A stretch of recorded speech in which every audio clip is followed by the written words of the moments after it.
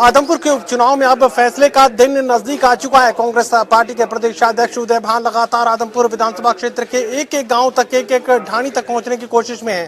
कांग्रेस प्रदेशाध्यक्ष उदय भान इस वक्त हमारे साथ बने हुए हैं। सर, मुझे ये बताइए कि निर्णायक मोड़ पर ये चुनाव पहुंच चुका है और अब जो समीकरण सामने आ रहे हैं, कह सकते हैं कि जो वर्तमान जो परिस्थिति इस वक्त बनी हुई है, किस तरह का आकलन आप कर रहे हैं? वर्तमान परिस्थिति तो मार्जिन बढ़ाने का चल रहा है।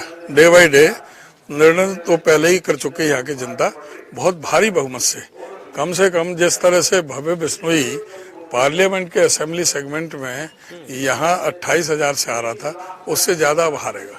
दुष्यंत चौटाला भी एक जनसभा को संबोधित कर रहे थे। साझी जनसभा थी जिसमें उम्मीदवार कोई बुलाया गया था, कुलदीप बिश्नोई कोई बुलाया गया था। उसमें दुष्यंत चौटाला ये कह रहे हैं कि कांग्रेस पार्टी मुरझा रही है, सूख रही है। वोटर से अपील ये कि आखिरी कील ठोक दो। नहीं, जेजेपी वो कह रहे हैं कि जिताओ जयप्रकाश। उनका मतलब है जिताओ जयप्रकाश, और वो बिल्कुल शांत बैठे हैं। वो जो है ना, वो प्रेशर में कोई आ रहे हैं कहने के लिए।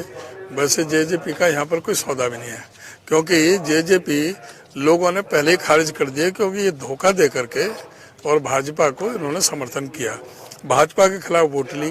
पहले कह रहे थे हम बीजेपी को जमुना पार भेजें, और अब जो है बीजेपी से इन्होंने सत्ता की खातिर समझौता कर लिया।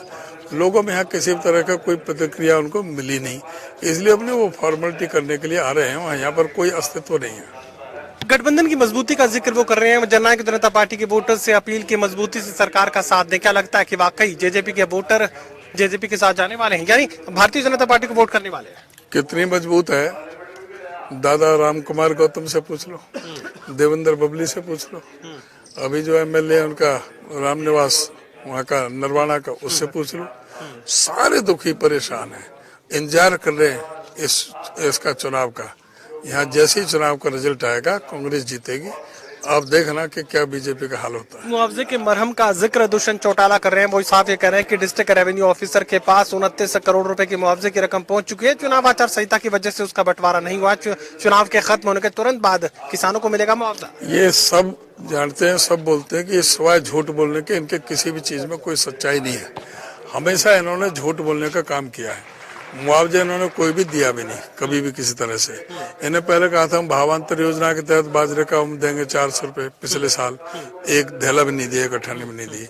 अब 450 कह रहे हैं। इनका किसी चीज पर कोई भरोसा नहीं है।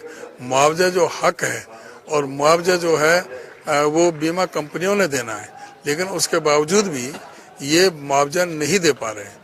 तो ये सरकार इनका जो किसानों के प्रति तो बिल्कुल संवेदनहीन है, और इसलिए इनका कोई भी सरकार ये चाहती नहीं कि किसानों का कोई हो। एससी वोटर्स और ओबीसी वोटर्स को कांग्रेस के साथ जोड़ने के लिए अभी आपने खास रणनीति तैयार की?